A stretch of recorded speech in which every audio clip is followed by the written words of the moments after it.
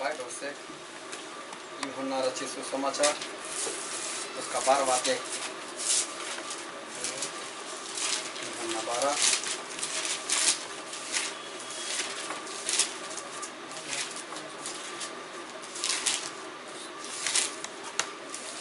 यूहन्ना 12 और 20 पद से लेकर 36 पद तक।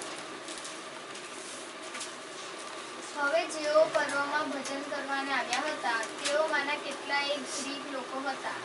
માટે તેઓએ ગાલિલના બેથસેદાના ફિલિપની પાસે આવીને તેને વિનંતી કરી કે સાહેબ, અમે ઈસુના દર્શન કરવા જઈએ છીએ. ફિલિપ આવીને આંદ્રિયાને કહે છે અને આંદ્રિયા તથા ફિલિપ આવીને ઈસુને કહે છે. ત્યારે ઈસુ તેઓને ઉત્તર આપે છે કે માણસના દીકરાને મહિમાવાન થવાની ઘડી આવી છે. હું તમને ખચિત કહું છું, જો ઘઉંનો દાણો ભોંયમાં પડીને મરી નહીં જાય તો તે એકલો રહે છે, પણ જો તે મરી જાય તો તે ઘણા ફળ આપે છે. જે કોઈ પોતાના જીવ પર પ્રીતિ રાખે છે તે તેને ખુવે છે, અને જે આ જગતમાં પોતાના જીવ પર દ્વેષ કરે છે તે અનંત જીવનને સારું તેને બચાવી રાખશે. જો કોઈ મારી સેવા કરતો હોય તો તેણે મારી પાછળ ચાલવું, અને જ્યાં હું છું ત્યાં મારો સેવક પણ હશે. જો કોઈ મારી સેવા કરતો હોય તો બાપ તેને માન આપશે. હવે મારો જીવ વ્યાકુળ થયો છે, હું શું કરું? હે બાપ, મને આ ઘડીથી બચાવ. પણ એ જ કારણને લીધે તો હું આ ઘડી સુધી આવ્યો છું. હે બાપ, તારા નામનો મહિમા પ્રગટ કર. ત્યારે એવી આકાશવાણી થઈ કે મેં તને મહિમા પ્રગટ કર્યો છે અને ફરી કરીશ. ત્યારે જે લોકોએ પાસે ઊભા રહીને તે સાંભળ્યું હતું તેઓએ કહ્યું કે ગર્જના થઈ. બીજાઓએ કહ્યું કે દૂતે તેની સાથે વાત કરી. ઈશ્વરે ઉત્તર આપ્યો કે એ વાણી મારે સારું નહીં, પણ તમારે સારું થઈ છે. હવે આ જગતનો ન્યાય કરવામાં આવે છે. હવે આ જગતના અધિકારીને કાઢી નાખવામાં આવશે. જો મને પૃથ્વી પરથી ઊંચો કરવામાં આવશે તો હું સર્વને મારી તરફ ખેંચીશ. પણ પોતાનું મૃત્યુ શી રીતે થવાનું છે એ સૂચવીને તેને આ પ્રમાણે કહ્યું. એ માટે લોકોએ તેને ઉત્તર આપ્યો કે ખ્રિસ્ત સદા રહેશે. એમ અમે નિયમશાસ્ત્રમાંથી સાંભળ્યું છે. તો માણસનો દીકરો ઊંચો કરાવવો જોઈએ એમ તું કેમ કહે છે? એ માણસનો દીકરો કોણ છે? ત્યારે ઈસુએ તેઓને કહ્યું કે હજી થોડી વાર તમારી પાસે પ્રકાશ છે. જ્યાં સુધી તમારી પાસે પ્રકાશ છે ત્યાં સુધી ચાલો. રખીને તમારા પર અંધકાર આવી પડે, અને અંધકારમાં જે ચાલે છે તે પોતે ક્યાં જાય છે તે જાણતો નથી. જ્યાં સુધી તમારી પાસે પ્રકાશ છે ત્યાં સુધી प्रकाश पर विश्वास रखो, જેથી તમે પ્રકાશના દીકરા થાઓ। परमेश्वर पिता का वचन हमारे बहुत ही आशीषित है और परमेश्वर पिता का वचन सच्चा है और बाइबल में लिखा है यदि आप सच्चाई को जानोगे तो सच्चाई तुम्हें आज़ाद करेगी। और परमेश्वर पिता का वचन हमें आज़ादी की दिशा में हर रोज लेकर जा रहा है। और जब हम इस धरती के ऊपर जीवन जीते तो 650 करोड़ से ज़्यादा लोग इस दुनिया में हैं और दुनिया में दो तरह के इंसान होते हैं। एक तो वो जिसको हम सांसारिक बोलते हैं और एक इंसान वो जिसको हम आध्यात्मिक बोलते हैं। ये दो तरह के इंसान जो है वो इस दुनिया के अंदर है, एक सांसारिक और एक आत्मिक। सांसारिक उसको बोलते हैं जो संसार में अपना मन लगाता है। पूरा संसार जिस दिशा में जा रहा है उस दिशा में जितने भी लोग जा रहे हैं उसको ऐसा बोलते हैं, उसको ये कहते हैं कि सांसारिक इंसान, क्योंकि संसार जिस दिशा में जा रहा है उसी दिशा में वो लोग भी जा रहे हैं। संसार देखो आज किस दिशा में जा रहा है। आज ज़्यादातर माता पिता लोग अपने बच्चों को ज़्यादा पढ़ाने की कोशिश में हैं, अच्छी पढ़ाई देने की कोशिश में हैं, अच्छे स्कूल में एडमिशन दिलाने की कोशिश में हैं और ये सब वो लोग कर रहे हैं। अच्छा उनको पढ़ा रहे, पढ़ा लिखा कर बड़ा कर रहे हैं, क्योंकि उनका उद्देश्य यही है कि हमारा बच्चा जो है वो अच्छे से पढ़ लिख कर बड़ा हो जाए। आज कई लोग मैंने देखा हुआ है कि आज दुनिया में जो कुछ चल रहा है, पहले तो ऐसा था कि किसी को अच्छी सी नौकरी मिल जाए तो वहीं पर वो सेट हो जाता था और हमेशा के लिए रिटायर होने तक वो वहाँ पर रहता था। आजकल ऐसा ट्रेंड चल रहा है कि लोग कंपनी ज्वाइन तो कर लेते हैं और फिर वो लोग क्या करते हैं, दूसरी कंपनी में भी इंटरव्यू देने के लिए जाते हैं। क्यों? अगर यहाँ पर 15,000 पगार है और दूसरे साल में 15 का ज़्यादा से ज़्यादा 16 होगा, उससे ज़्यादा नहीं हो सकता, या 17 होगा, लेकिन और ज़्यादा नहीं बढ़ने वाला। ये लोग क्या करते, किसी और जगह पर बोलते हमको यहाँ पर 15 मिल रहे, अगर आप मुझे 22 दोगे तो हम आपके वहाँ आएंगे। तो एक ही साल में जो 1-2 हज़ार बढ़ने वाले हैं उसकी जगह पर पूरे 5-7 हज़ार रुपये का फर्क पड़ जाता है। ऐसे 2-3 बार कंपनी बदल देते हैं और 2-3 मतलब 1.5-2 साल के अंदर उनकी तनख्वाह जो होती है वो डबल से ज़्यादा हो जाती है। फिर कहीं पर जाकर वो लोग सेट होते। क्यों ऐसा करते हैं? ज़्यादा पैसा चाहिए। उनका लक्ष्य जो है वो पैसा है। पैसा होगा तो अच्छा घर बनाएंगे, पैसा होगा तो अच्छे कपड़े पहनेंगे, पैसा होगा तो जो भी सुख सुविधा के साधन है वो हम खरीद पाएंगे। अब दुनिया इसी के पीछे जा रही है। अब दुनिया जा रही है मनोरंजन के पीछे। इतनी फिल्में आ रही है, इतनी महंगाई भी है और अखबार में ऐसी खबर आती है ये फिल्म इतनी कमाई की, सब अरबों रुपए में लिखी हुई होती। और लोगों को आज मनोरंजन चाहिए। लोगों को आज टीवी देखना पसंद है, न्यूज़ देखना पसंद है, उसके ऊपर सीरियल देखना पसंद है, फिल्में देखना पसंद है। और ये दुनिया जो है ऐसी जगह पर जा रही है और दुनिया के अंदर ये सब कुछ चल रहा है। और इनमें से एक भी बात इंसान के अंदर होना, मतलब वो इंसान, उसको सांसारिक इंसान बोलते हैं। उसको सांसारिक इंसान बोलते हैं कि उसको अच्छा सा बंगला चाहिए, उसको घर चाहिए, उसको गाड़ी चाहिए, उसको पैसा चाहिए, उसको सोना चाहिए, उसको शादियों में जाना है, उसको पार्टियों में जाना है, मनोरंजन करना है, ये करना है, वो करना है, पूरे घर के अंदर सब कुछ चाहिए उसको। जो भी सुविधा है, जो भी सुख के साधन है, वो सभी कुछ उसको चाहिए। और उसको पाने के लिए इंसान पूरी तरह से मेहनत करता है। इसको बोलते हैं सांसारिक। सांसारिक का दूसरा मतलब होता है शारीरिक, क्योंकि ये सारी चीज़ें जो चाहिए वो हमारे शरीर को चाहिए। मतलब ये शारीरिक इंसान है, ये सांसारिक इंसान है। और दूसरे इंसान होते हैं जिसको हम बोलते हैं आत्मिक। आत्मिक इंसान मतलब जो आत्मा में मन लगाता है। ये आत्मिक का मतलब होता है कि जो संसार की बातों में नहीं है। आत्मिक इंसान मतलब जो संसार से अलग है। संसार जिस दिशा में जा रहा है ये इसकी विरोध की दिशा के अंदर आत्मिक इंसान जो है वो जा रहा है। तो सांसारिक इंसान और आत्मिक इंसान में आसमान जमीन का अंतर है। सांसारिक इंसान, शारीरिक इंसान शरीर की वस्तुओं के पीछे भागता है, संसार के जहाँ जाता है वहां पर जाता है। और आत्मिक इंसान जो होता है वो आत्मा के पीछे चलता है और आत्मा की बाबतों के ऊपर, आत्मा की वस्तुओं के ऊपर वो अपना मन लगाता है और वो आत्मा में चलता है। ऐसे दो तरह के इंसान होते हैं, थोड़ा आत्मिक और थोड़ा शारीरिक या सांसारिक। ऐसा नहीं हो सकता। ये दोनों को मिक्स हम नहीं कर सकते कि हम तो दोनों में है। हम दोनों में नहीं जा सकते कि थोड़ा आत्मिक भी और थोड़ा सांसारिक भी, ऐसा नहीं हो सकता। अगर संसार की थोड़ी सी भी, एक हल्की सी भी चीज़ है तो समझ लो कि वो आत्मिक नहीं लेकिन वो तो सांसारिक है। एक भाई साहब थे, दिखने में तो अच्छे से आत्मिक थे और लोगों उसकी गिनती भी आत्मिकता में करते थे। लेकिन उसका जो कारोबार था तो कारोबार के अंदर गालियाँ बोलना वो उसके लिए आम बात थी। और एक बार किसी ने उसको देख लिया, जिसे देख लिया वो तो उसको आत्मिक समझता था कि ये भाई साहब तो बहुत अच्छे, ये तो कभी गाली बोल ही नहीं सकते। लेकिन एक बार उसने ही सुन लिया उसके मुंह से गाली। उसने बोल दिया भाई साहब आप गाली बोलते हो, आप तो इतना आत्मिक हो, लोगों को बाइबल सिखाते हो और आप गाली बोलते हो।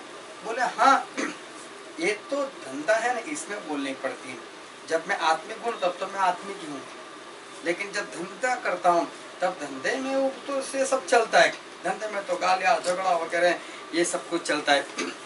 ऐसा कभी नहीं होता आधा सांसारिक और आधा आत्मिक, ऐसा कभी नहीं होता है।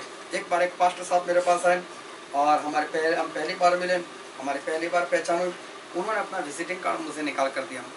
विजिटिंग कार्ड मुझे निकाल कर दिया तो मुझे उस पास्टर का नाम नहीं मालूम था, लेकिन वहाँ पर लिखा था लैंड एंड एस्टेट एजेंट, मतलब जो ज़मीन और मिल्कत की जो दलाली करते हैं, बेचते हैं, खरीदते हैं या दूसरों के लिए बेचते हैं, खरीदते हैं, उसको बोलते हैं। तो मैंने सोचा ये कार्ड किसका दे रहे। मैंने बोला किसका है? बोले मेरा तो नाम है। मैं बोला ये, मैं बोला मैंने सुना पास्टर। बोलता हाँ ये मेरा साइड बिजनेस है। बोले मैं पास्टर ही हूँ लेकिन ये मेरा साइड बिजनेस है। मतलब थोड़ा आत्मिक और थोड़ा सांसारिक ऐसा दुनिया में हो सकता है, लेकिन हमारे परमेश्वर की निगाहों में ऐसा कुछ भी नहीं हो सकता। उसमें तो परमेश्वर की निगाहों में या तो सांसारिक या तो आत्मिक, दो में से एक ही होता है।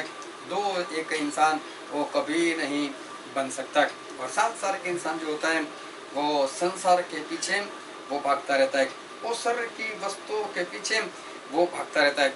और जब भी कोई भी इंसान जब आईने के सामने खड़ा रहता है तो उसको दिखाई देता है कि मैं कैसा हूँ, और जैसे ही आईने से हट जाता है वो भूल जाता है। और बाइबल में भी ऐसा ही लिखा है कि इंसान एक बार आईने के पास से हट जाए तो फिर वो भूल जाता है कि मैं खुद कैसा दिखता हूँ।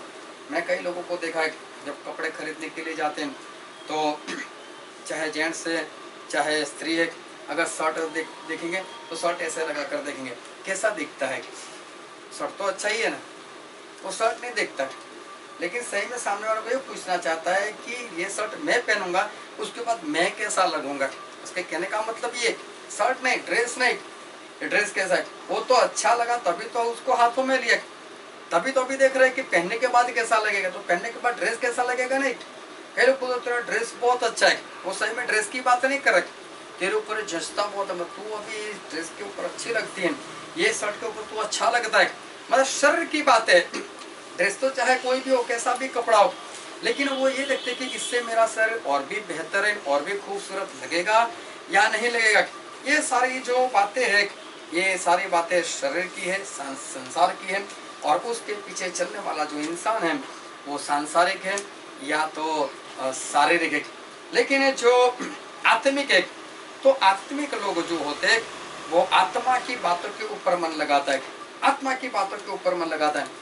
लेकिन आत्मा जो है और आत्मा की बातें हैं वो सही में है क्या? और बाइबल में ऐसा लिखा है, हम पढ़ते हैं पहला कुरिन्थी और उसका 2 अध्याय,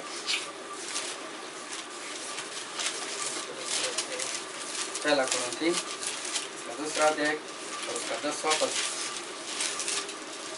તે તો દેવે આત્માથી આપણને પ્રગટ કર્યા છે, કેમ કે આત્મા સર્વને આ તેમના ઊંડા વિચારોને પણ શોધે છે। आत्मा क्या करता है? जो आत्मिक इंसान होता है, जो आत्मा से चलने वाला होता है, तो आत्मा का काम क्या है? तो यहाँ पर लिखा है आत्मा तो वो काम करता है कि परमेश्वर के गहरे विचार को वो ढूंढता है, वो खोजता रहता है, परमेश्वर की बातों को ढूंढता रहता है। आत्मिक इंसान उसको बोलते हैं। तो ध्यान से समझना कि आत्मिक इंसान के अंदर संसार की एक भी बात नहीं होती। हाँ, सांसारिक इंसान के अंदर आत्मा की 2, 4 या 10 बातें भी हो सकती, लेकिन संसार की भी बातें मिली हुई है, इसका मतलब वो सिर्फ सांसारिक है। 2, 4, 5, 10 आत्मा की बातें रखने से सांसारिक इंसान वो आत्मिक नहीं बन सकता। लेकिन आत्मिक जिसको बोलते हैं उसके अंदर संसार की एक भी बात नहीं आती, एक भी बात नहीं आती, क्योंकि यहाँ पर स्पष्ट लिखा है कि आत्मा क्या खोजता है। यहाँ पर लिखा है आत्मा वो तो परमेश्वर के गहरे जो विचार है उसको भी ढूंढ लेता है, उसको ढूंढता है, परमेश्वर के विचार को। और परमेश्वर के जो भी विचार हैं वो सब कुछ परमेश्वर ने लिखकर हमें बाइबल में दिए हुए। परमेश्वर क्या करने जा रहे हैं, क्या करने वाले थे, क्या करने वाले हैं, वो सब कुछ परमेश्वर ने बाइबल के अंदर लिख दिया। उन्होंने भविष्यवाणी लिख दी, मतलब भविष्य में क्या करने वाले सब कुछ उन्होंने लिख कर दिया। और बहुत सारी भविष्यवाणी उनकी पूरी हो गई, और कुछ भविष्यवाणी जो है वो अभी पूरी होनी बाकी है। तो परमेश्वर का जो विचार है, जो आत्मा ढूंढता है, वो तो सब कुछ हमें बाइबल के अंदर लिखा हुआ मिला है। और परमेश्वर का विचार क्या है, परमेश्वर क्या चाहते हैं, और बाइबल में एक बार फिर पढ़ते हैं पहला पत्रस उसका 1 अध्याय और 16वां पद।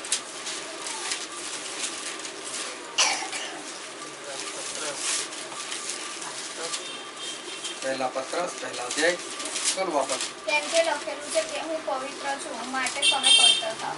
बाइबल में लिखा है परमेश्वर का विचार, मैं पवित्र हूँ तो तुम भी कैसे हो जाओ, पवित्र हो जाओ। ये परमेश्वर का विचार है। आत्मा क्या ढूंढता है? आत्मा यही बातें ढूंढता है। आत्मा की बातें, आत्मा जो है वो परमेश्वर के गहरे विचार को भी ढूंढता है, खोजता है उसको। और परमेश्वर का विचार क्या है? परमेश्वर का विचार ये है कि जैसा मैं पवित्र हूँ वैसे आप भी पवित्र हो जाओ। तो ये आत्मा जो है ऐसे विचार को ढूंढता है। तो सिर्फ ढूंढता नहीं है, ढूंढने का मतलब उसके हिसाब से चलने का प्रयत्न करता है। और आत्मा जो है, जो आत्मिक इंसान है, वो परमेश्वर के जैसा पवित्र बनने का प्रयत्न करता है। परमेश्वर के जैसा पवित्र, जिस तरह से परमेश्वर पवित्र है उसके जैसा पवित्र मतलब क्या है? तो बाइबल में लिखा है गलातिया उसका 3 अध्याय और इसका 27वां पद। કેમ કે તમારામાં જેટલા ક્રિસ્મા બાપ્તિસ્મા પામ્યા તેટલાને ક્રિસ્ને પહેરી લીધો. बाइबल में लिखा है जिन्होंने बपतिस्मा लिया उन्होंने मसीह को पहन लिया। परमेश्वर का विचार है, हम परमेश्वर बोलते हैं जैसा मैं पवित्र हूँ वैसे पवित्र हो जाओ, हमें उनके जैसा पवित्र होना है। और बाइबल में लिखा है हमने यीशु मसीह को पहन लिया। अगर हम यीशु मसीह जैसे पवित्र बनने लगे तो लोग हमें क्या देखेंगे? हमें प्रभु यीशु को देखेंगे। लोग हमारे अंदर प्रभु यीशु को देखेंगे और हमारे जीवन से प्रभु यीशु दिखाई देंगे। पहनना मतलब ऐसा नहीं कि प्रभु यीशु कोई कपड़ा है और हम जाकर पहन लेंगे, लेकिन पहनने का मतलब यही है कि पहनी हुई चीज जो होती है वो दिखाई देती है। अगर यीशु मसीह को पहना है हमने तो यीशु मसीह जैसे है वैसा ही हमारा स्वभाव होगा। और इसलिए फिलिपिया 2 उसके 5 से लेकर 8 में लिखा हुआ है कि जैसा मसीह यीशु का स्वभाव था वैसा तुम्हारा भी हो। मतलब हमारा स्वभाव कैसा होना चाहिए? प्रभु यीशु के जैसा। जो आत्मिक इंसान होता है वो तो यही चाहता है कि मैं प्रभु यीशु के जैसा बन जाऊं, मेरा स्वभाव प्रभु यीशु के जैसा हो जाए। मैंने प्रभु यीशु को पहन लिया है। और प्रभु यीशु का स्वभाव कैसा था? प्रभु यीशु को पहनना मतलब कैसा? तो बाइबल में ऐसा लिखा है यूहन्ना उसका 14वां अध्याय और उसका 30वां पद। હવેથી હવેથી તમારી સાથે હું ઘણી વાતો કરીશ નહીં, કેમ કે આ જગતનો અધિકાર આવે છે અને મારામાં તેનું કોઈ નથી.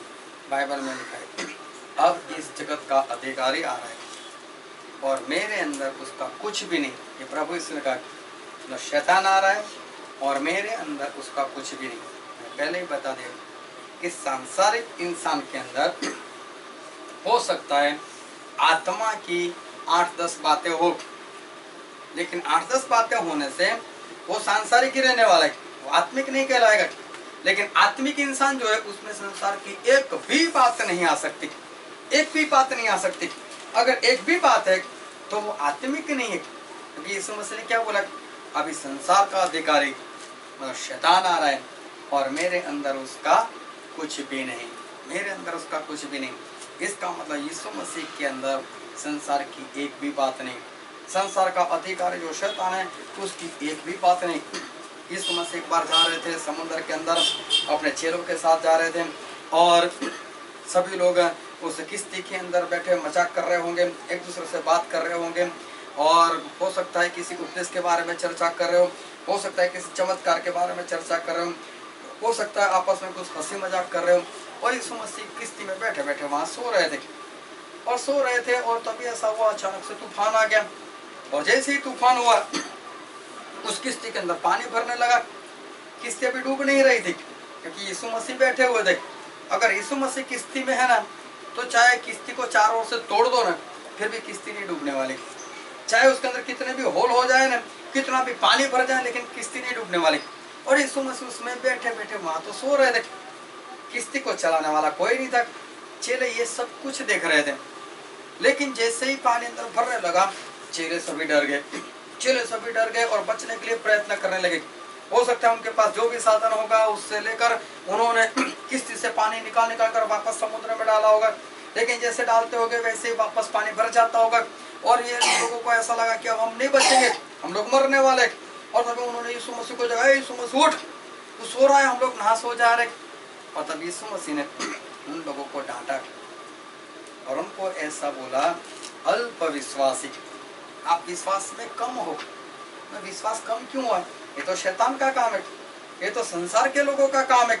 संसार के लोग विश्वास तो कर लेते लेकिन 100% नहीं। संसार के लोग विश्वास तो कर लेते लेकिन उसका विश्वास कुछ कमजोर सा होता है, कुछ कम होता है।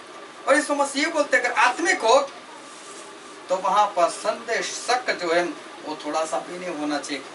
चेले थे और यीशु मसीह को डांट दिया कि आपके अंदर अल्प विश्वास कैसे, आपके अंदर विश्वास की कमी कैसे। मतलब थोड़ा सा भी नहीं चलता आत्मिकता के अंदर। संसार की थोड़ी सी भी बात जो होती है वो नहीं चलती। एक बार ये चेले लोग अकेले जा रहे थे किश्ती में और यीशु मसीह तो समुद्र पर चलते चलते आ गए। तो पतरस ने बोला, अगर यीशु आप हो तो मुझसे भी आ गया तो मैं चलकर आपके पास आ जाऊं। और पतरस भी पानी के ऊपर चलने लगा। चलते चलते काफी पास में पहुंच गया। अब उसको ऐसा लगता है बस मैं हाथ बढ़ाऊंगा और यीशु मसीह का हाथ मेरे हाथ में आ जाएगा।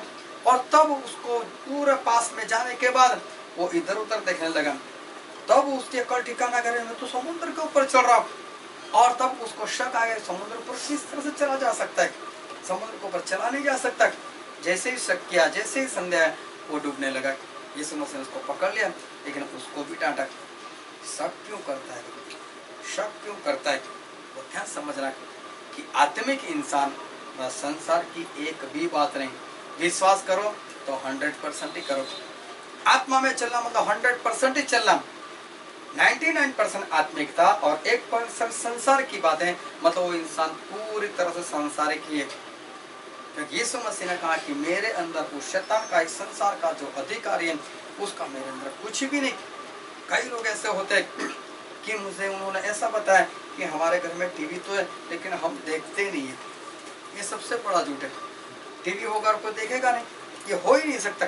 बोले नहीं हम देखते हैं, लेकिन सिर्फ हम परमेश्वर के प्रोग्राम देखते हैं, हम और कोई प्रोग्राम देखते नहीं। अरे परमेश्वर के प्रोग्राम में कौन सा परमेश्वर के आते? जो टीवी पर प्रोग्राम आते उसमें से सही में तो परमेश्वर का एक भी प्रोग्राम नहीं आता। आधा घंटा प्रचार करते हैं और बाद में कुछ न कुछ मांग लेते हैं, या तो कुछ न कुछ बेचने के लिए बैठ जाते हैं वो लोग। वो कौन सा परमेश्वर का होता है? बस यही बोलते हैं आपको आशीष मिल जाएगी, आपको चंगाई मिल जाएगा, आपको छुटकारा मिल जाएगा, आपके पापों की क्षमा मिल जाएगी, आपको स्वर्ग मिल जाएगा। बस सब मिलता जाएगा, मिलता जाएगा, मिलता जाएगा। लेकिन परमेश्वर ये बोलते कि मेरे जैसे पवित्र हो तो कोई नहीं सिखा रहा है। परमेश्वर बोलते कि मेरे अंदर शैतान का कुछ नहीं, तुम भी ऐसे बन जाओ, ऐसा तो कोई सिखा नहीं रहा। वहाँ पर चंगाई आशीष की बातें सुनते सुनते, पॉजिटिव बातें बोलते बोलते इंसान एक बार नरक में चला जाएगा, और तब उसको पता चलेगा कि मैं कहाँ पर पहुँच गया। क्योंकि सही जो होना चाहिए वो वहाँ पर हो नहीं रहा है। वहाँ पर भी संसार की बात है। परमेश्वर घर देंगे, परमेश्वर सारी चीजें देंगे, परमेश्वर ये दे सकते हैं, परमेश्वर वो दे सकते हैं, और इसी तरह से सभी लोग जो है वो ऐसे चल रहे। तो ध्यान से परमेश्वर के वचन को समझना कि ये मसीही जीवन नहीं है, ये आत्मिकता का जो जीवन है, ये आत्मिकता का भी जीवन नहीं है। आधा आत्मिक और आधा संसार, ऐसा हो ही नहीं सकता। मसीह का जीवन, आत्मिक जीवन, मतलब उसके अंदर तो संसार की कोई भी बातें नहीं होनी चाहिए, उसी को बोलते हैं आत्मिक जीवन। और ज़्यादातर लोग आज ऐसी ही बातों में फंसे हुए, ऐसे ही प्रचार के अंदर फंसे हुए, जैसे टीवी पर आ रहा है, बस चंगा मिलेगी, छुटकारा मिलेगा, ये हो जाएगा, वो हो जाएगा। और इसलिए आज इंसान के अंदर जो आत्मिकता होनी चाहिए, वो आत्मिकता आज आ नहीं रही।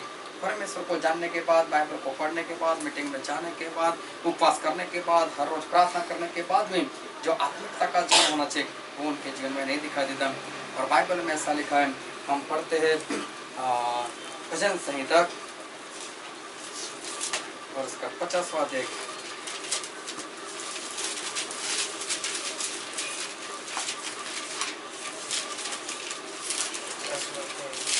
और इसका 17 से लेकर 21 तक। કેમ કે તું મારી શિખામણનો તિરસ્કાર કરે છે અને મારા શબ્દો તું તારી પાછળ નાખે છે. તે ચોર જોયો ત્યારે તે તેને સંમતિ આપી અને તું વ્યભિચારીઓનો ભાગીદાર થયો છે. તું ભૂંડાઈને તારું મોઢું સોંપે છે અને તારી જીભ કપટ રચે છે. તું બેસીને તારા ભાઈની વિરુદ્ધ બોલે છે. તું તારી પોતાની માના દીકરાની બદનક્ષી કરે છે. આવા કામ તે કર્યા છે અને હું ચૂપ રહ્યો. તેથી તે ધાર્યું છે કે હું છેક તારા જેવો છું, પણ હું તને ઠપકો દઈશ અને હું તારા કામ તારી આંખો આગળ અનુક્રમે ગોઠવીશ. परमेश्वर बोले तू ऐसा ऐसा काम करता है। किसको बोल रहे परमेश्वर? किसी विधर्मी को नहीं बोल रहे, किसी विदेशी लोगों को नहीं बोल रहे, जो उनको नहीं मान रहे, ऐसे किसी भी इंसान को परमेश्वर नहीं बोल रहे। परमेश्वर उन्हीं लोगों को बोल रहे जो परमेश्वर को मानते हैं। परमेश्वर उन्हीं लोगों को ये बात बता रहे हैं जो आत्मिक होने की बात कर रहे, जो अपने आप को आत्मिक समझते हैं। प्रभु यीशु ऐसे ही लोगों को डांटते, बोले तू ऐसे ऐसे काम करता है, लेकिन क्या बोलते हैं? मैं वो सारे काम एक दिन तेरी आंखों के सामने रख दूंगा। आंखों के सामने रख दूंगा मतलब क्या? वो खुद करता है क्या? उसको नहीं मालूम क्या उसकी आंखों के सामने नहीं है? आंखों के सामने रखने का मतलब कि मैं सबके सामने और तेरे सामने ये तेरे काम रख दूंगा। जिस दिन परमेश्वर न्याय करेंगे तब सभी के काम सभी के सामने खोले जाएंगे। तब जिसने जो भी अंधकार में किया है वो प्रकाश में प्रकट होगा, और जिन लोगों ने रूम में किया है वो परमेश्वर बाहर सबके सामने उस प्रकाश में उसको ले जाकर रख देंगे। तो परमेश्वर यही कहना चाहते हैं जो तेरे काम है वो मैं सबके सामने मतलब प्रकाश में ला कर रख दूंगा। तो परमेश्वर का जितने भी काम है उसमें से कोई भी काम ऐसा नहीं है कि हम बंद रूम में करें। परमेश्वर का ऐसा कोई भी काम नहीं है जो हमें अंधेरे में छुप कर करने जाने की जरूरत पड़े। परमेश्वर के जितने भी काम हैं वो सभी काम कैसे हैं? सभी हम प्रकाश में कर सकते हैं। परमेश्वर का एक भी काम ऐसा नहीं कि जिसको हमें छुपाने की जरूरत पड़े, ऐसा कोई काम है ही नहीं। लेकिन संसार के बहुत सारे काम हैं। जितने लोग भी फिल्म देखने जाते हैं तो वहाँ पर क्या होता है, सबसे पहले लाइट बंद कर देते हैं। इंसान को नहीं देख पाता। वो सारे काम अंधेरे के काम है। संसार के काम ऐसे होते हैं जो छुप कर किया जाता है, लोगों को बताया नहीं जा सकता, ऐसे वो काम होते हैं। लेकिन परमेश्वर का काम ऐसा एक भी नहीं। और उत्पत्ति में ऐसा लिखा है, उत्पत्ति उसका पहला अध्याय और उसका 1, 2, 3 पद। आदिए देवे आकाश तथा पृथ्वी उत्पन्न કર્યા। यहाँ पर बाइबल में ऐसा लिखा है कि परमेश्वर ने आकाश और पृथ्वी को बनाया। आकाश और धरती को परमेश्वर ने बनाया। फिर અને પૃથ્વી અસ્ત વ્યસ્તતા ખાલી હતી અને જળ નિધિ પર અંધારું હતું। बाइबल में लिखा है कि जो पृथ्वी जो थी, धरती जो थी, बेडोल सी थी।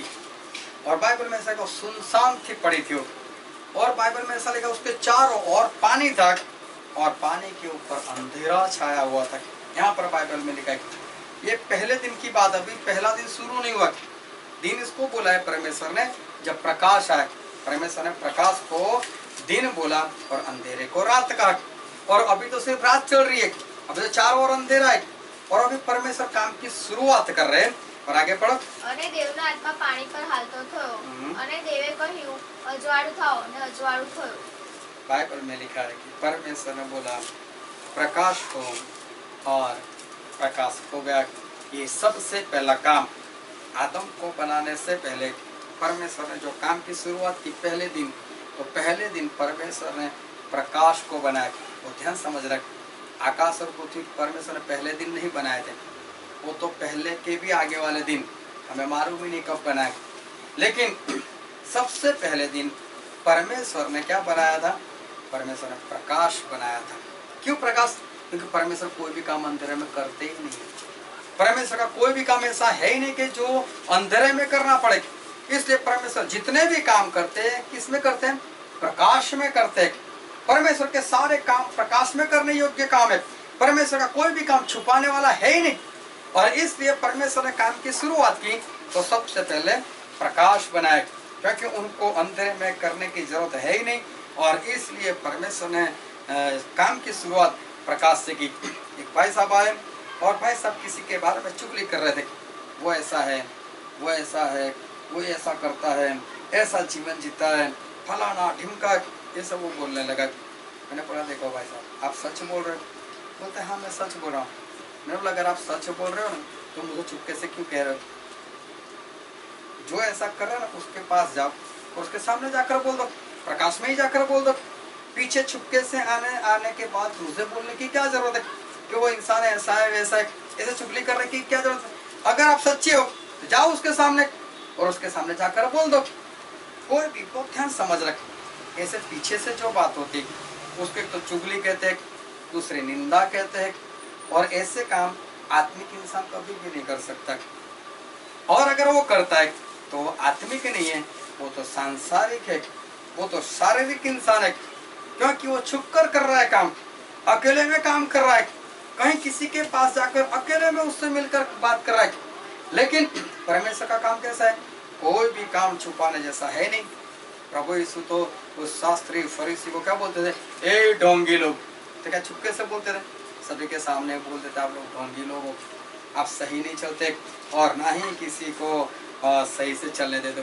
तो यीशु मसीह के जितने भी काम हैं उसमें से कोई भी काम वो छुप कर नहीं करते, वो प्रकाश में ही करते हैं। और छुपाने जैसा एक भी काम परमेश्वर का है ही नहीं। हम हिम्मत से बोल सकते हैं परमेश्वर ने ऐसा काम किया। जब हम गवाही का समय रखते क्यों? परमेश्वर का काम है तो सबके बीच में बोलने जैसा काम होता है। लेकिन जब कोई गलती करता है तो कोई उठकर बोलता है ऐसा नहीं, क्योंकि वो तो छुप कर करनी पड़ती है ना, तो वो किसी को प्रकट नहीं की जाती। तो संसार की बातें, शरीर की बातें जो होती हैं वो कोई इंसान प्रकट नहीं कर सकता। लेकिन परमेश्वर की आत्मा की बातें कितनी भी जो है उनमें से कोई भी छुपाने वाली बात है ही नहीं। और इसलिए यीशु मसीह ने जितने भी काम किए चारों ओर फैलते गए, उनके काम चारों ओर प्रकट होते गए। यीशु मसीह ने अपने आप का प्रचार नहीं किया, मैं परमेश्वर का बड़ा दास हूँ, मैं परमेश्वर हूँ, मैं खुदा का बेटा हूँ, मेरे पास इतनी शक्ति है, मेरे पास इतने सामर्थ्य है, देखो मैं रोगियों को चंगाई दे देता हूँ, और देखो मैं ऐसा कर सकता हूँ, मैं वैसा कर सकता हूँ। ऐसे यीशु मसीह ने किसी को नहीं बोला। लेकिन यीशु मसीह जो काम करते थे वो काम ही ऐसे थे कि चारों ओर उनकी चर्चा होती चली गई, चारों ओर उनका काम फैलते गया। लोगों ने बोला। और एक बार एक स्त्री थी जो 12 साल की रोगन थी, 12 साल से उसको लहू बहने का रोग था, और वो अस्पताल में गई, वो डॉक्टर के पास गई और अपना जो कुछ भी था सब कुछ खर्च कर दिया, लेकिन उससे चंगाई नहीं मिली थी। लेकिन बाइबल में उसके बारे में ऐसा लिखा है, यीशु मसीह के बारे में सुनकर वो यीशु मसीह के पीछे आई। यीशु मसीह के बारे में सुना, उसने यीशु मसीह को कभी देखा नहीं था, क्योंकि ऐसी जो स्त्री होती थी उस जमाने में अशुद्ध गिनी जाती थी, और वो स्त्री वो शहर से बाहर उनको रखा जाता था, उनको शहर में आने को मना था। अभी वहां तो अशुद्ध लोगों में सिर्फ अशुद्ध लोग जा सकते थे, और अगर शुद्ध वहां पर जाएगा तो वो भी अशुद्ध हो जाएगा। 7-7 दिन तक वो अशुद्ध रहता था, और इसलिए ज्यादातर उसके रिश्तेदार भी ऐसे लोगों को मिलने के लिए नहीं जाते थे, क्योंकि उनको भी 7 दिन बाहर रहना पड़ता था, वो भी अशुद्ध गिने जाते थे। तो ज्यादातर लोग ऐसे काम नहीं करते थे। अभी वहां छावनी के बाद अशुद्ध लोगों के बीच में यीशु मसीह की बात कैसे चली गई, कैसे फैल गई वहां पर बात? वो इसीलिए फैल गई, यीशु मसीह के काम ही ऐसे, प्रकाश में करो तो फैल ही जाते, अंधेरे में करो ना तो वो काम पता नहीं चलता है। छुपाने वाले जो काम होता है वो पता नहीं चलता, छुप कर करते, और इसलिए वो बात बाहर आते आते बहुत समय बीत जाता है। लेकिन यीशु मसीह क्या बोलते हैं, मैं सारे काम सभी के बीच में प्रकाश में लाकर रख दूंगा। लेकिन परमेश्वर के काम कैसे? सारे प्रकाश के अंदर, उनमें से कोई भी काम छुपाने वाला है ही नहीं। तो वो फैलते फैलते 12 साल की रोगन छावनी के बाहर उसको पता चल गया, और वो धीरे से आकर यीशु मसीह को आकर उसने छू लिया, और उसको पूरी रीति से चंगाई मिल गई। याईर नाम का जो सभा स्थान का जो अधिकारी था वो तो यीशु मसीह के खिलाफ था, वो तो ऐसा समझा यीशु मसीह सही है ही नहीं, ये तो कोई झूठा भविष्यवक्ता हमारे बीच में आ गया, ऐसा उसका मानना था याईर का। लेकिन याईर भी यीशु मसीह के पीछे है, क्यों है? अपनी बेटी को चंगाई मिले ना, इसलिए। इसका मतलब उसको भी सुनने में आया होगा, नहीं यीशु मसीह तो सही में अच्छे, चाहे लोग हैं उनकी बातें कर रहे हो, लेकिन प्रकाश की बातें जो होती है वो तो प्रकाश में रहती ही रहती है और अंधकार में नहीं जाती। और सच्चाई जो है वो कभी हो सकता है लेट प्रकट हो, लेकिन कभी छुप कर नहीं रहती सच्चाई। और यीशु मसीह के बारे में जो सच्चाई थी ये फरीसी ने जान ली, याईर ने जान ली, और याईर बिंदास से प्रभु यीशु के पीछे गया, और अपनी बेटी के लिए उसने प्रभु यीशु से विनती की, और उसकी बेटी को यीशु मसीह ने चिंता भी कर दिया। निकोदेमुस नाम का जो इंसान था वो भी अधिकारी था, वो तो फरीसी था, बाइबल सिखाने वाला, और प्रभु यीशु का विरोधी था। लेकिन उसने देखा नहीं यीशु मसीह जो काम कर रहे हैं वो तो बिना परमेश्वर के हाथ से हो ही नहीं सकता, और वो आधी रात को यीशु मसीह को मिलने के लिए आए, क्योंकि प्रकाश की जो बातें होती है वो प्रकाश की बातें फैलती जाती है, फैलती जाती है, वो रुकती नहीं है। और प्रकाश की बातें अच्छी बातें होती, अच्छी बातें फैलती जाती है, आत्मिक बातें फैलती जाती है, और क्योंकि उसको अंधेरे में करने की जरूरत ही नहीं होती। और इसलिए प्रकाश के काम बहुत जल्द चारों ओर फैल जाते। कनान से एक स्त्री आई और उसने आकर यीशु मसीह को कहा मेरी बेटी को भूत ने पकड़ा है। उसने कहीं न कहीं से यीशु मसीह के बारे में उसने सुना था, और इसीलिए वो यीशु मसीह के पीछे है। तो प्रकाश के काम जितने भी होते हैं वो प्रकट होते रहते हैं। अगर हम भी जितने भी काम करेंगे प्रकाश के काम, वो अपने आप प्रकट होते रहेंगे, अपने आप प्रकट होते रहेंगे, और हमें किसी को बताने की जरूरत नहीं पड़ेगी कि मैं ये हूँ, मैं वो हूँ, मैं ये करता हूँ, मैं वो करता हूँ। लेकिन अपने आप प्रकाश के जो काम होते हैं वो अपने आप जो होते हैं वो फैलते जाते हैं। हाँ, झूठी बात करने वाले होते, ऐसा नहीं कि झूठी बातें करने वाले नहीं होते, होते झूठी बातें करने वाले, लेकिन उसका कुछ नहीं होता। झूठी बातें जो है वो एक न एक दिन तो दब कर रह जाती है, लेकिन प्रकाश के काम जो है वो कभी भी नहीं रुकते, क्योंकि वो सारे काम प्रकाश के जो काम है वो सारे काम कैसे हैं? प्रकट होते। प्रकाश के काम सारे प्रकट होते हैं। और इसलिए बाइबल में लिखा है, हम पढ़ते हैं याकूब की पत्री उसका पहला अध्याय उसका 17 पद।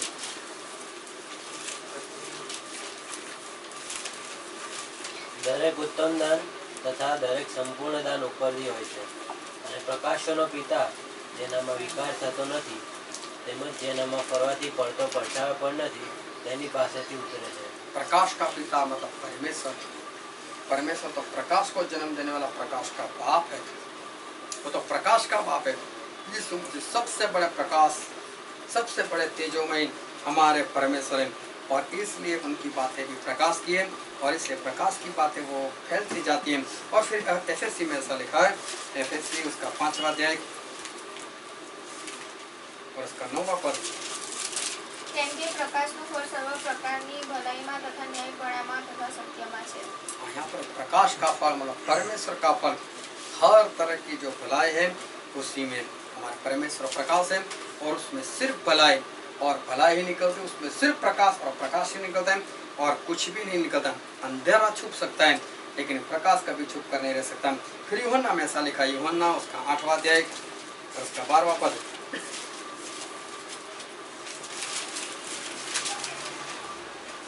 ઈસુએ ફરી તેઓને કહ્યું કે જગતનું અજવાળું હું છું। प्रभु यीशु ने बोला कि इस संसार का प्रकाश मैं हूँ, इस जगत का प्रकाश मैं हूँ, और प्रकाश कभी भी छुप कर नहीं रह सकता, प्रकाश फैलता जाता है। फिर उसका 9वां अध्याय उसका 5वां पद। જ્યારે હું જગતમાં છું ત્યારે હું જગતનો પ્રકાશ છું। हाँ, प्रभु यीशु इस संसार का प्रकाश है, प्रकाश कभी भी छुप नहीं सकता।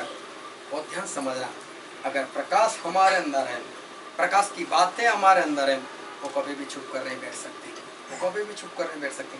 लेकिन और कोई पाप होता है, पाप को इंसान छुपा कर रख सकता है, लेकिन प्रकाश तो एक ऐसी चीज है वो कभी भी छुप कर नहीं रह सकता।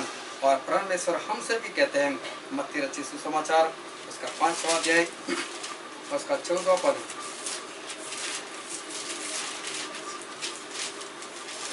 તમે જગતનું અજવાળું છો। हाँ, प्रभु यीशु हमें बोलते हैं कि हम भी क्या है, परमेश्वर के प्रकाश, हम भी इस संसार का प्रकाश है। जितने लोग आत्मा से चलते हैं, जो आत्मिक लोग होते हैं, उनको भी परमेश्वर क्या बोलते हैं कि ये भी संसार का मतलब इस जगत का प्रकाश है। और फिर एफएससी में ऐसा लिखा है, एफएससी उसका 5वां अध्याय और उसका 8वां पद। કેમ કે તમે પહેલા અંધકારરૂપ હતા પણ હવે પ્રભુમાં પ્રકાશરૂપ છો। પ્રકાશમાં સંતાનોને ઘટે તેમ ચાલો। यहाँ पर लिखा है कि प्रकाश के संतान की नहीं चलो।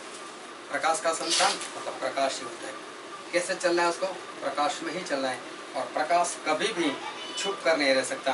और लूका में ऐसा लिखा है, लूका उसका 12वां अध्याय और उसका 35वां पद।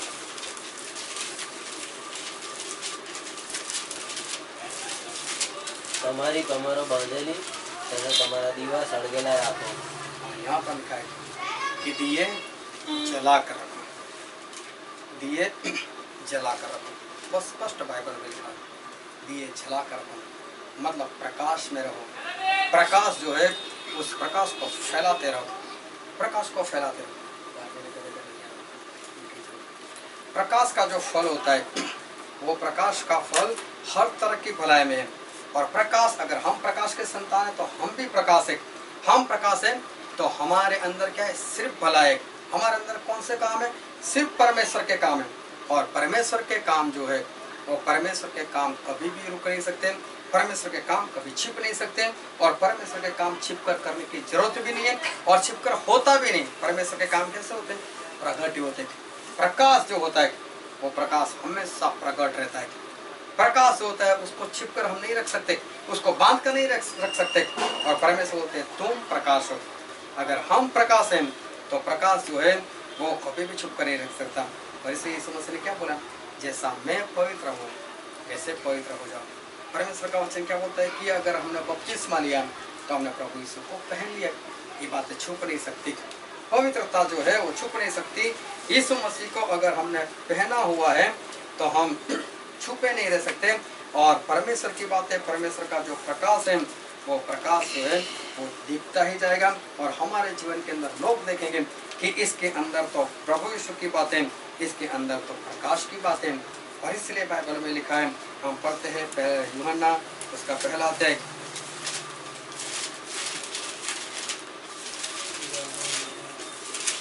यूहन्ना 1 उसका 18 पद।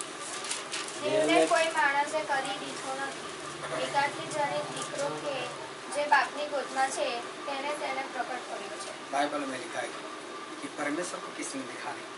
क्यों हम प्रकाश है, क्यों हम प्रकाश के संतान है, परमेश्वर ने क्यों हमें प्रकाश दिया है, परमेश्वर क्यों बोलते कि यीशु मसीह को पहन लो, परमेश्वर क्यों बोलते प्रकाश में चलो. इसका कारण यही है कि परमेश्वर जो है वो खुद प्रकाश है और परमेश्वर को किसी ने नहीं देखा. तो हमें क्या करना है, आत्मिकता में चलकर हमें परमेश्वर को प्रकट करना है. कि परमेश्वर मतलब कौन, तो हमारा जो चाल चलन है हम उसको बोलेंगे हमारा जैसा चाल चलन है हमारे परमेश्वर वैसे. जिस तरह से हम भले हैं, हमारे अंदर भलाई दिखती है, वैसे ही हमारा परमेश्वर भला है. जिस तरह से हमारे अंदर प्रेम है वैसे ही हमारे परमेश्वर के अंदर प्रेम है. जिस तरह से हम माफ कर सकते हैं वैसे ही हमारे परमेश्वर माफ करते हैं. परमेश्वर के जितने भी गुण है वो प्रकाश है और उस गुण को हमारे अंदर से हमें लोगों के सामने प्रकट करना है ताकि लोगों को पता चले इसका परमेश्वर यही है जो इसका चाल चलन है. हमें हमारे परमेश्वर को प्रकट करना है, हमें हमारे प्रकाश को प्रकट करना है, हमें हमारे परमेश्वर को इस तरह से दिखाना है, हमारे चाल चलन से दिखाना है कि देख मैं जिस तरह चल रहा हूँ मेरा परमेश्वर वैसा ही है, इसलिए मैं इस तरह से चल पाता हूँ.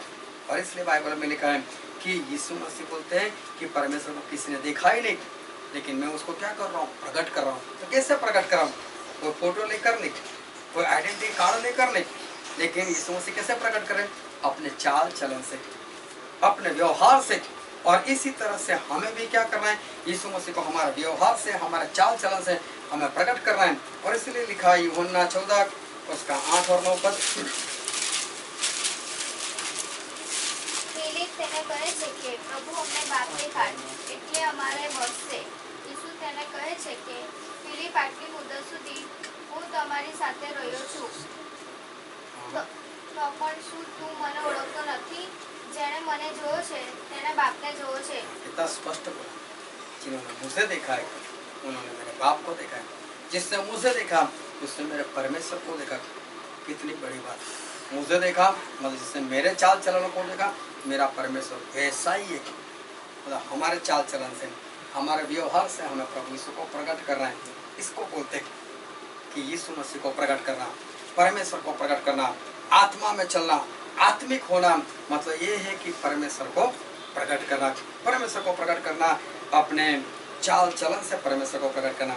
आज हमने वचन पढ़ा था यूहन्ना उसका 12वां अध्याय और हमने पढ़ा था 20 से लेकर हमने 36 पद तक पढ़ा. वहाँ पर ऐसा हुआ कि यीशु मसीह कहीं पर बैठे हुए थे, अपने चेलों के साथ थे और वहाँ पर कुछ लोग आए और उन्होंने आकर आंद्रिया से कुछ बात की. हम पढ़ते उसका 20, 21, 22 पद. હવે જેઓ પર્વમાં ભજન કરવાને આવ્યા હતા તેઓમાંના કેટલાય ગ્રીક લોકો હતા. માટે તેઓએ ગાલિલમાં બેથસેદાના ફિલિપની પાસે આવીને તેને વિનંતી કરી કે સાહેબ અમે ઈસુના દર્શન કરવા ચાહીએ हाँ, છીએ. ये लोग आए, चेलों के पास आ गए और उसमें से फिलिप को पकड़ा और फिलिप को बोलते कि फिलिप हम यीशु मसीह का दर्शन करना चाहते हैं, हमें दर्शन करवाओ उसका. जैसे यीशु मसीह बहुत बड़े हैं उसका दर्शन करना चाहते हैं लोग. उनको मालूम है कि उनके चेले तो कुछ अपनी पहचान लगाएंगे और यीशु मसीह को विनती करेंगे और यीशु मसीह बाहर आकर हमसे मिलेंगे, ऐसे हाथ बताएंगे हमको. ये कोई ऐसे दर्शन की बात नहीं है. लेकिन एक बड़ा इंसान जो होता है वो बड़ा इंसान अपने घर से बाहर जब भीड़ इकट्ठी होती है उसको जाकर ऐसे हाथ दिखाएगा. लोग बोलेंगे हमको उनके दर्शन हो गए, बड़े इंसान के दर्शन हो गए. ऐसे कई लोग बड़े बड़े होते हैं जिनके बंगले के बाहर लोग उनको एक झलक देखने के लिए खड़े हो जाते हैं. ये कोई ऐसे दर्शन की बात नहीं है. लेकिन ये लोग तो वही समझ रहे कि यीशु मसीह बहुत बड़े, वो तो महान गुरु है, हम उसको आसानी से नहीं मिल पाते क्योंकि यीशु मसीह के चारों ओर भीड़ रहते. उन्होंने आकर फिलिप को पकड़ा जो यीशु मसीह का चेला है और उसको आकर बोलते हमें दिखाओ ना, हमें यीशु मसीह का दर्शन कराओ. मतलब पहचान लगाते हैं कि दर्शन करो. अभी क्या होता है, पढ़ो. ત્યારે ફિલિપ આવીને આંદ્રિયાને કહે છે અને हाँ, ये जो फिलिप था वो आंद्रिया के पास है. बोले यार ये लोग आए, क्यों आए? तो यीशु मसीह का दर्शन करने के लिए. क्या करें? और ध्यान से समझना, ये यीशु मसीह के करीब रहने वाले 24 घंटे साथ रहने वाले यीशु मसीह के चेले लोगों ने आकर फिलिप को पूछा हमें दर्शन करवाओ यीशु मसीह का. फिलिप डायरेक्ट नहीं लेकर गया. फिलिप आंद्रिया को बोलता है अरे लोग आए यीशु मसीह का दर्शन करना चाहते हैं, अब क्या करें? और आगे पढ़ो। અને આંદ્રિયા તથા ફિલિપ આવીને ઈસુને કહે છે अभी ये दोनों धीरे से यीशु मसीह के पास गए और यीशु मसीह के पास आकर सब बोलते हैं, कुछ लोग आए हैं और तेरा दर्शन करना चाहते। अभी यीशु मसीह को क्या बोलना चाहिए? यीशु मसीह को यही बोलना चाहिए, चलो ठीक है मैं दर्शन देने के लिए आता हूँ बाहर। या तो यीशु मसीह को ऐसा बोल देना चाहिए, मेरे पास टाइम नहीं है। या तो यीशु मसीह ऐसा बोल देना चाहिए, मेरे घरों को दर्शन नहीं देता। लेकिन यीशु मसीह का जो जवाब है वो कुछ और ही है। पढ़ो तो। ત્યારે ઈસુ તેઓનો ઉત્તર આપે છે કે માણસના દીકરાને મહિમાવાન થવાની ઘડી આવી છે। हाँ, ये लोग ये कैसा कह रहे हैं, हमें यीशु मसीह का दर्शन कराओ। ये जो फिलिप होता है वो आंद्रिया को बोल रहे हैं लोग दर्शन करना चाहते। फिलिप और आंद्रिया दोनों मिलकर यीशु मसीह के पास गए। यीशु मसीह को लोग दर्शन करना चाहते और यीशु मसीह क्या बोलते हैं, आप मुझे महिमा देने की घड़ी, मुझे महिमावान करने की घड़ी जो वो अभी आ चुकी। अभी इसमें दर्शन वाली बात ही कहाँ है? वो लोग कहाँ चले गए वही नहीं पता। अभी यीशु मसीह जितनी भी बात करे, जो भी हमने पढ़ा, वहां पर दर्शन देने वाली एक भी बात नहीं आती। यीशु मसीह ने बोला नहीं, वो लोग कहाँ गए, चलो मैं दर्शन देने के लिए आता हूँ।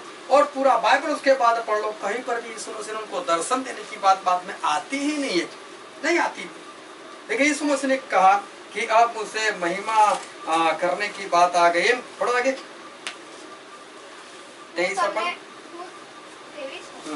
ત્યારે ઈસુ તેઓનો ઉત્તર આપે છે કે માણસના દીકરાને મહિમાવાન થવાની ઘડી આવી છે। यहाँ पर लिखा है अभी मनुष्य के पुत्र को, मतलब मुझे मेरा महिमा दिखाने की घड़ी, मतलब मुझे महिमावान करने की घड़ी, मतलब खुद नहीं मैं होने वाला है, मुझे कोई करेगा। अभी सही में यीशु मसीह का जो जवाब है वो बहुत सही है। यीशु मसीह यही कहना चाहते, लोग आकर आपको पूछ रहे मेरा दर्शन करो, मेरा दर्शन करो, तो आप क्या मेरे पास आते रहोगे? मैं तो मर जाऊंगा, मैं तो तीसरे दिन जिंदा भी हो जाऊंगा, मैं तो बाद में स्वर्ग में चला जाऊंगा, कब तक दर्शन कराओगे मेरा? बस मैं ऐसे जाके खड़ा हो जाऊंगा कि ये जो है ये यीशु मसीह को देख लो। अरे वो नहीं, अभी मुझे महिमावान करो, मैं कैसा हूँ, मेरा चाल चलन कैसा है, मेरा स्वभाव कैसा है, वो अभी आप लोगों को प्रकट करो, मुझे महिमा दो। ऐसा यीशु मसीह अपने चेलों को सिखा रहा है कि लोग दर्शन करना चाहते हैं मेरे, तो उनको मेरे पास लेकर मत आओ। अपना चाल चलन ऐसा रखो कि आप ऐसा बोल सको, यीशु मसीह को देखना है, अरे मुझे देख लो ना, मैं यीशु मसीह के जैसा तो हूँ, मैं उसके जैसा चलता हूँ, मैं उसके जैसा तो प्यार करता हूँ, उसके समान तो लोगों को माफ करता हूँ, उसके समान तो उपदेश करता हूँ, उसके समान तो बीमारों को चंगा देता हूँ, उसके समान तो भूत प्रेत निकालता हूँ, मैं जो कुछ कर रहा हूँ उसके समान ही कर रहा हूँ, मुझे ही देख लो ना। यीशु मसीह को देखने की क्या जरूरत है? यीशु मसीह सही में ये कहना चाहते हैं, ऐसे लोगों को मेरे पास मत लेकर आओ इस दर्शन के लिए। अपना चाल चलन सही बनाओ और अपना चाल चलन लोगों को दिखाओ और बोलो कि यही यीशु है। कितनी बड़ी बात परमेश्वर ने बोल दी। और कोई होता तो हाँ लाओ मैं दर्शन देता हूं। तो यीशु मसीह बोलते हैं ऐसे नहीं, तुम मुझे महिमा दो, मैं जैसा हूं वैसा बनकर दिखाओ और लोगों को बताओ। और आगे पढ़ो उसका 28वां पद। हे बाप, તારા નામનો મહિમા પ્રગટ કરો। ત્યારે એવી આકાશવાણી થઈ કે मैं तेरा महिमा प्रकट કર્યો છે। बाइबल में ऐसा लिखा है कि यीशु मसीह ने परमेश्वर से बोला और परमेश्वर आकाश से एक आकाशवाणी हुई। और आकाशवाणी क्या है? मैंने इसका महिमा प्रकट किया है और करूंगा भी। वर्तमान काल भी बोल दिया, भविष्य में भी बोल दिया, मैंने तो इसका महिमा किया है और करूंगा भी। अभी परमेश्वर ने डायरेक्ट बोल दिया, मैं यीशु मसीह को ऊंचा उठाऊंगा, मैं उसका महिमा करूंगा, किया भी है और करूंगा भी। ऐसा आकाश की एक वाणी। अभी ध्यान समझना, आकाश की वाणी। कुछ लोग दर्शन करने के लिए आए थे यीशु मसीह का और चेले लोग यीशु मसीह के पास गए। ये लोग दर्शन करना चाहते हैं आपका। यीशु मसीह को ये कहना चाहते हैं कि मुझे दर्शन देने की जरूरत नहीं, अपना चाल चलन ऐसा बनाओ, मेरे जैसा बनाओ कि आप बोल सको यीशु मसीह के पास जाने की जरूरत नहीं, मुझे देख लो ना, मैं वैसा ही हूँ। हम हिम्मत से कह सके ऐसा परमेश्वर हमको बनाना चाहते हैं और बोले अपने चाल चलन से बता दो कि मैं ही यीशु हूँ। ऐसा चाल चलन से बताओ, बोलकर नहीं। ऐसे बोलने वाले झूठे हैं जो बोलते हैं मैं यीशु हूँ, लेकिन चाल चलन ऐसा लगो कि लोग बोले अरे तेरे और यीशु में फर्क कौन सा है? यीशु मसीह भी तो ऐसा करते थे, वो भी तो ऐसा चलते, तू भी तो ऐसा चलता है। हमारा चाल चलन ऐसा बनाना है। और तभी एक आकाशवाणी हो गई, हाँ मैंने इसका महिमा किया है। तो कैसे किया? अभी तक तो कुछ नहीं हुआ, लेकिन परमेश्वर यही कहना चाहते हैं मैं लोगों के जरिए इसका महिमा कर रहा हूँ अभी, और आने वाले दिनों में कोई और लोग आएंगे उससे भी मैं उसका महिमा करूंगा। लेकिन जैसे ही आकाशवाणी हुई तो वहां पर जो लोग खड़े हुए थे उन लोगों ने क्या बोला? आगे पढ़ो 29 पर। ત્યારે જે લોકોએ પાસે ઊભા રહીને તે સાંભળ્યું હતું તેઓએ કહ્યું કે ગર્જના થઈ. બીજાએ કહ્યું કે દૂતે તેની સાથે વાત કરી. अब इतनी सीधी सिंपल सी बात है, आकाश से आवाज आई, मैंने इसकी महिमा की है और करूंगा।